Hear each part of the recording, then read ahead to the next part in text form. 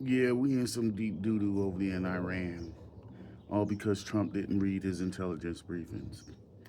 But let me just tell you how bad it is. Now we almost forced to go and put ground troops out there because Iran has shut down the Strait of Hormuz.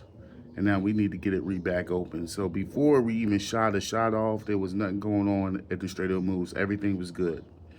Now Iran is saying the Strait of Hormuz belongs to them, and there's going to be a tax for everything that goes through there, right? And so, what does that mean for us?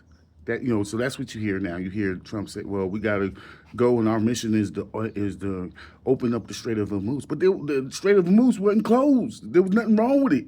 It wasn't closed before you start shooting your missiles over there to Iran. So now we got to put our troops on the ground just to reopen something that wasn't closed because this fool didn't read his intelligence briefings and didn't have no clue what was going on. So now American soldiers are gonna die because Iran wants all the smoke. We over there bombing them people's schools. They want all the smoke. They are waiting. And so back to the Strait of Hormuz. Now Iran saying no matter what, they can control it, and anything go through there, you need to pay a tax, and that tax need to be paid in Chinese currency. There's a thing called the petrodollar. It pretty much is the thing that supports the American economy. Oil and gas is traded around the world through U.S. dollars, and that's what makes the U.S. dollar so strong.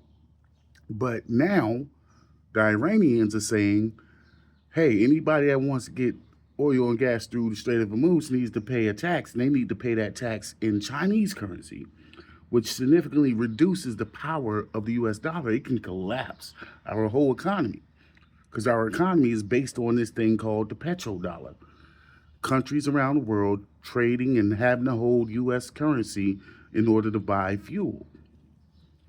So now so now that's in threat. So that's the real reason why we're going to end up going to war.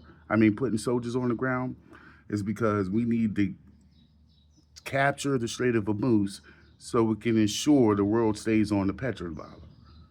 That's what's going to happen. A lot of people are going to die. A lot of American soldiers are going to die because Donald Trump didn't read his intel briefing.